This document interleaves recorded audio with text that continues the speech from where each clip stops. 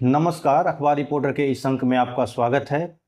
उल्फा आई ने यानी United liberation front of Assam का जो इंडिपेंडेंट विंग है, जिसके लीडर हैं परेश बरुआ, उनका संगठन ने एक स्टेटमेंट जारी करके बताया है कि भारतीय सेना ने म्यांमार के सीमा क्षेत्र में उनके शिविरों पर हमला किया है, जिसमें उनके कुछ कमांडर्स को मारे गए हैं। ये हमला ड्रोन से हुआ है और इसमें काफ़ी हमारे संगठन को हताहत हुई है, यानी हमारे संगठन का नुकसान हुआ है।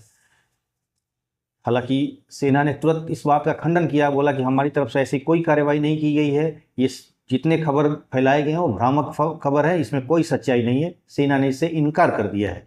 अब आज इसी पर हम बात करने वाले हैं कि इसके पीछे क्या रणनीति है इनका। बात शुरू करें इससे पहले आपसे हमारी गुजारिश है कि आप हमारे चैनल को थोड़ा सब्सक्राइब कर दीजिए, लाइक कीजिए, शेयर वगैरह कीजिएगा। अगर आपको मेरी कमेंट बातें अच्छी लगे तो उस पर कुछ कमेंट दीजिएगा, अगर न खराब भी लगे तो पर ही कुछ कमेंट दीजिएगा। तो चलिए शुरू करते हैं। देखिए, उल्फा ने एक स्टेटमेंट जारी करके बोला है कि भारतीय सेना ने म्यांमार के सीमा पर हमारे क्षेत्रों में हमारे शिविरों पर ड्रोन से हमले किए हैं और जिससे हमारे शिविर काफ़ी नुकसान हुआ है और हमारे कुछ कमांडर्स भी मारे गए हैं। ये अचानक में जो उल्फा आई ने ऐसा क्यों बोला है और सेना ने इसको इनकार किया है? वो सेना ने साफ बोल दिया कि मैंने कोई ऐसा हमले नहीं किए हैं। देखिए, बात शुरू करें, लेकिन इससे पहले थोड़ा सा हमको हिस्ट्री जानना होगा। ये उल्फा है क्या? देखिए, उल्फा जो है अप्रैल 1979 में कुछ लड़कों द्वारा एक संगठन बनाया गया था जो आसाम की आज़ादी चाहते थे। उनका मानना था कि भारत सरकार आसाम के गैस, चाय और तेल वगैरह से दोहन करती है, उनका शोषण करती है और आसाम को गरीब और पिछड़ा बना के रखना चाहती है। इसलिए आसाम एक अलग देश बनना चाहिए। और इसके जो लीडर्स थे परेश बरुआ थे और ये लोग म्यांमार में और बांग्लादेश के सीमा पर ये लोग अपनी हथियार चलाने के गुरिल्ला ट्रेनिंग वगैरह लेते थे और ट्रेनिंग लेने के बाद ये भारत के क्षेत्र पे आकर सेना से टकराव करते थे। इसमें कई नेता थे। एक थे अरविंद राजखेवा और कुछ लीडर्स थे परेश राव बरुआ के साथ, एक चेटिया भी थे। ये टोटल जितने लोग थे, ये इनका सेना से अक्सर टकराव होते रहता था। ये आईडी ब्लास्ट करना, माइंस लगाना, यानी ये एक तरह से उग्रवादी कार्रवाई माफ़ करिएगा, भारत के खिलाफ करते रहते थे।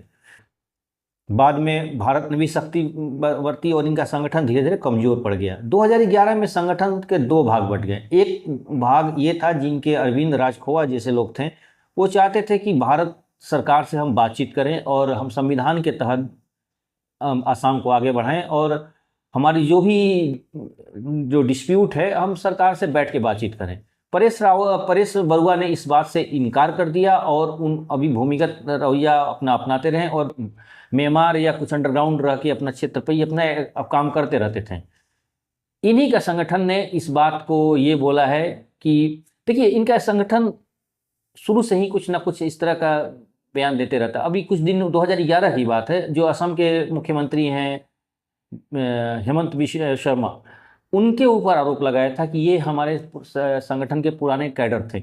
अब इसमें कितनी सच्चाई थी नहीं थी ये तो मुझे नहीं पता है, लेकिन जो उत्तरी असम के क्षेत्र से हेमंत बिश्व शर्मा अपनी राजनीति शुरू किए थे, कांग्रेस पार्टी से शुरू किए थे। पहले कांग्रेस के कैडर थे, लेकिन उत्तरी जो आसाम है वहाँ पर राजनीतिक शुरू करना बिना उल्फा की मदद से संभव नहीं था, क्योंकि वहाँ पर उल्फा को साथ लेकर ही आप कोई भी राजनीतिक गतिविधियाँ कर सकते थे। तो इसलिए उल्फा की ये बातें, उसका दावा कुछ हद तक ठीक भी लगती है कि हेमंत बिश्व शर्मा हमारे पहले पुराने कैडर थे, बाद में उन्होंने संगठन को छोड़ दिया और उन्हें स्वतंत्रता से कुछ मतलब नहीं था। उन्हें अपनी राजनीति बहुत उनके बारे में बोला था स्टेटमेंट। हालांकि हेमंत बिश्व शर्मा ने इससे इनकार कर दिया था, बोला कि हमें उल्फा से कभी भी संपर्क नहीं था, हम उल्फा के से अपना कोई संपर्क नहीं रखते हैं। ये हेमंत बिश्व शर्मा का कहना था। खैर, ये तो अलग बात है, ये तो पॉलिटिकल मैटर हो गया। अब हम बात कर रहे थे ड्रोन हमले की। तो ये ड्रोन हमला क्यों किया गया है? तो देखिए इसके पीछे एक उसका बहुत गंभीर रणनीति है। रणनीति ये है कि पहली बात कि उल्फा आई जो है वो एक तरह से कमज़ोर पड़ गई है और मृत्यु के बराबर हो गई, यानी ख़त्म होने के कगार पर है। ये कह के वो अपने कैडर्स को फिर से एक्टिवेट करना चाहता है कि देखिए हम इतने इम्पोर्टेंट है कि भारतीय सेना हमें ड्रोन हमले करने के लिए मजबूर है, यानी हम ख़त्म नहीं हुए हैं, हम एक्टिव हैं। इसलिए तो भारत सरकार हमारे ऊपर चिंतित है और हमारे ऊपर ड्रोन हमले करा रही है। दूसरी चीज़ कि जो उनके जो फंड वगैरह देते थे, तो फंड वाले भी देख रहे हैं कि भाई इनका संगठन तो कमज़ोर पड़ गया है, तो अब इसमें क्या फंडिंग करना। तो उनको भी एक मैसेज देना कि देखिए हम कमज़ोर नहीं पड़े हैं, हम बहुत एक्टिव हैं, इसलिए तो भारत सरकार हमारे ऊपर ड्रोन हमले करवा रही है, भारतीय सेना हमारे ऊपर हमले कर रही है, इसलिए हमें फंड दीजिए हम, ताकि और फिर से अपने आप को रिकवर करके फिर से सेना से लड़ सकें। तो एक तरफ ये भी देना। दूसरी चीज़ कि जो इमोशनली जो इनके वेल विशर जो हैं असम में, उनको भी एक्टिवेट कराना कि देखिए हम तो कुछ कर भी नहीं रहे हैं, हम शांति से हैं, लेकिन भारत सरकार हमारे ऊपर हमले करा रही है, हमारे लोगों को मार रही है, और हमारे लोग कोई अलग नहीं है, आप ही लोग के भाई हैं। तो इस तरह एक करके फिर से वो चाहती है कि हम असम में भी फिर से पुराने सहानुभूति को पाएं। ये उनका अपना एक टारगेट है। तो इस तरह की कई तरह की जो रणनीतियाँ उनका है, इसकी वजह से ये लोग अपना इस तरह का बीच बीच में स्टेटमेंट जारी करते हैं।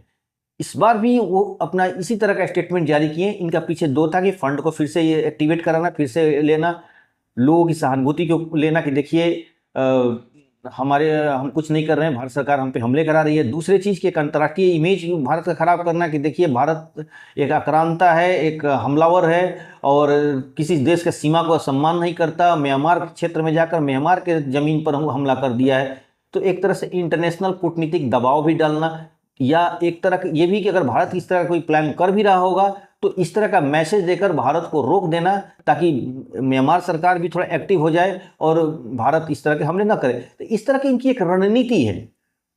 ये इसीलिए भारत सरकार ने इस बात का तुरंत खंडन किया कि नहीं, हमने कोई ऐसा हमले नहीं किया, हमने उल्फा आई के ऊपर कोई हमले नहीं किया, हमने ना कोई सीमा का उल्लंघन किया है, हमने कोई अंतर्राष्ट्रीय मानक जो मापदंड है उसको भी हमने कोई वायलेंट नहीं किया है। यानी भारत सरकार को एक तरह से बदनाम करने के लिए भी, एक साइकोलॉजिकल प्रेशर डालने के लिए परेश बरुआ की जो उल्फा आई है वो इस तरह की एक रणनीति अपना रही है।